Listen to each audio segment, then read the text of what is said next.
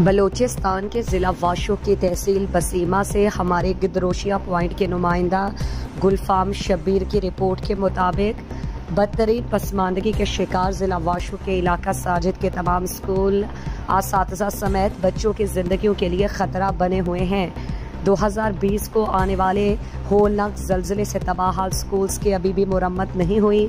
इंतहाई पोसीदा इमारतों में दरसो तदरीस का अमल जारी है। दौरे जदीद में दुनिया तरक्की के मनाजिल तय करते हुए पता नहीं कहां से कहां पहुंच गई। तरक्की याफ्ता ममालिक में पढ़ाई के निज़ाम पे अरबों रुपए लगाकर भी हुकूमतें मुतमईन नहीं रहते, क्योंकि तालीम ही के बदौलत दुनिया तरक्की के बहुत कठिन सफ़र को मुमकिन बनाकर कामयाबियों की नई तारीख रकम कर रहे हैं। मुमलिकत खुदा दाद के इंतहाई पसमानदगी के शिकार ज़िला वाशो के इलाका साजिद के वाहिद हाई स्कूल और बहुत से प्राइमरी स्कूल्स की इमारतें बच्चों और असातिज़ा की ज़िंदगियों के लिए ख़तरा बने हुए। 2020 को आने वाले होलनाक ज़लज़ले से तबाह हाल स्कूल्स की इमारतों को आज भी मुरम्मत नहीं किया गया। दरसो तदरीस का अमल इंतहाई पोसीदा इमारतों में जारी है। स्कूल्स में ना पानी का निज़ाम है, ना वॉशरूम, ना ही स्कूल्स के लिए कोई चार दीवारी बनाई गई।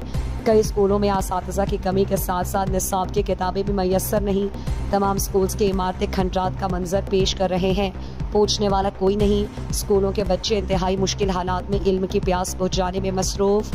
इलाके में सरकार नाम की कोई चीज़ ढूंढने से भी नहीं मिलता। महकमा तालीम हुकूमत बलूचिस्तान ने अगर नोटिस नहीं लिया तो स्कूल्स की इमारतें कभी भी बहुत बड़े सानहे के सबब बन सकती हैं।